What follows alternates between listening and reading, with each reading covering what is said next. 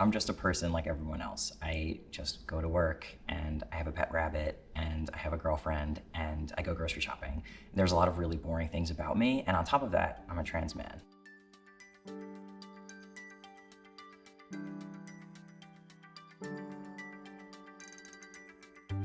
I'm Nikolas. I identify as a trans man.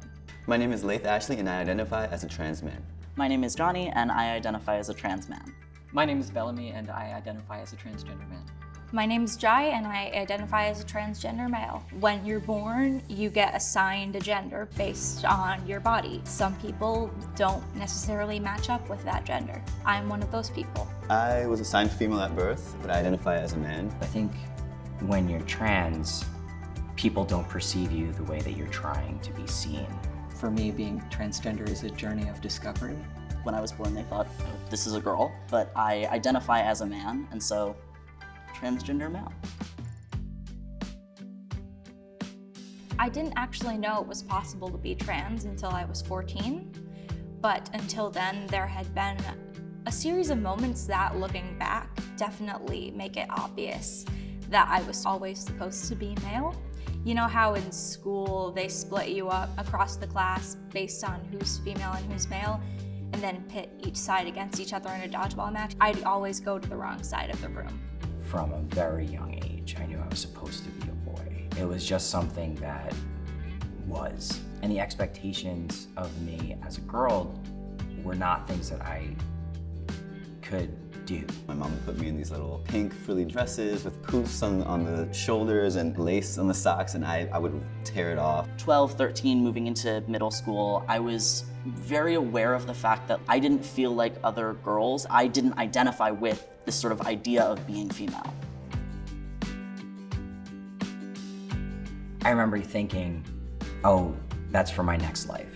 I will die, and when I come back, I will be a boy finally.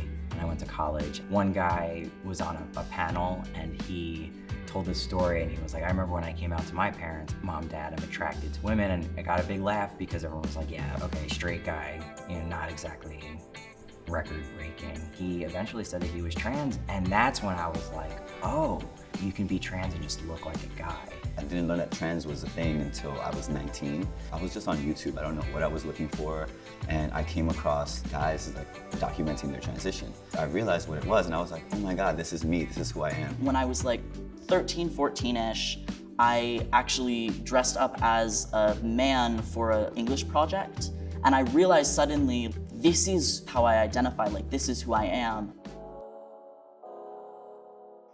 I didn't come out until I was 23. I worked at Cal and Lord Community Health Center, which is an LGBT health center, and I started seeing patients coming in, living their truths. I decided then that I wanted to undergo my medical transition. I remember the date, obviously. January 22nd, 2014 is when I had my first hormone shot. I started going to a doctor with Cal and Lord, and I wanted her to help me get surgery, and she said, well, what about taking hormones? And I was like, I don't know how much it's gonna cost. I don't think my insurance would cover it. She plugged it into her computer and turned the screen around, and it was $10. I started crying. That doctor saying it would be $10 a month for the world to start seeing you the way that you want to be seen. I was 18 and auditioning for colleges, and my parents were making me wear dresses. And that was the last time I wore a dress because I told them, hey, I'm not quite girl here. Immediately I changed everything. I was like, I have to cut my hair, I have to dress like boys do, I have to only wear blue. And then as I got older and more comfortable with who I was, and more kind of comfortable with the idea that I'm never gonna be a cis person and that's okay, and I can kind of do gender my own way, I allowed myself to kind of get back into styling myself the way that I am comfortable.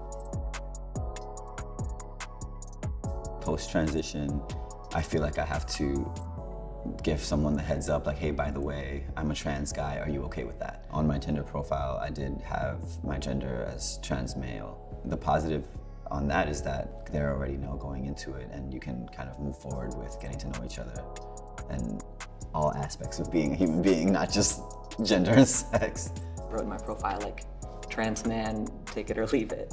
I loved that I could put it in their court and I didn't have to come out in a way.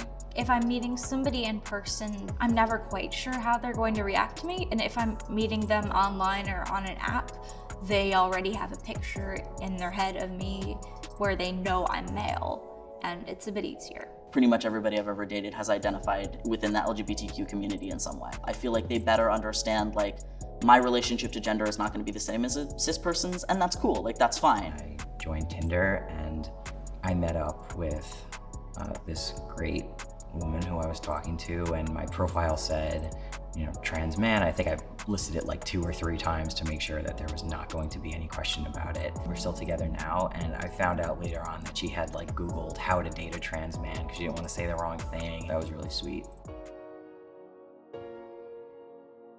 If you're not going to ask a straight cis man about their genitals, don't ask a trans man about his genitals. If you have a question, Google is a thing. They will tell you what not to ask a trans person that you just met. It's not a choice, it's a truth that you uncover about yourself, just like any other. Ask questions, learn more if you're interested. You don't have to understand. There's a lot of stuff I don't understand about the world, but that's okay. We can still learn and process the world together. People can sometimes assume that we're like fundamentally different than everybody else in like some deep central way, and we're not, we're just people. Some trans people are gonna be really far outside the binary. Some people are gonna, identify close to the way that cis people identify. It's not something that should be downplayed or disrespected, but it's also one facet of who we are. I have a high voice, I have a chest, and there are aspects of me that may seem feminine, but I am male. Trans women are completely female, and non-binary people aren't either male or female. They're whatever they are. If a person is a certain gender, then they are that gender. They are what they say they are. I really truly feel like being trans has opened my life to so many experiences and so many possibilities. It's not going to be overnight. I know I wanted instant gratification. I would love to be able to grow a mustache. I'm not there yet. You'll get there. It will be okay. If you feel that it is unsafe for you to come out and start your transition while you're living at home with your parents or your guardian, wait.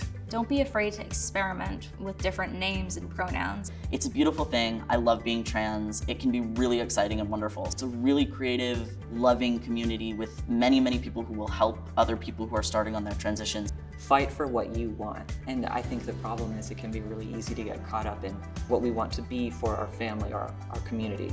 Find who you are and then pursue that. And people who love you are going to love you.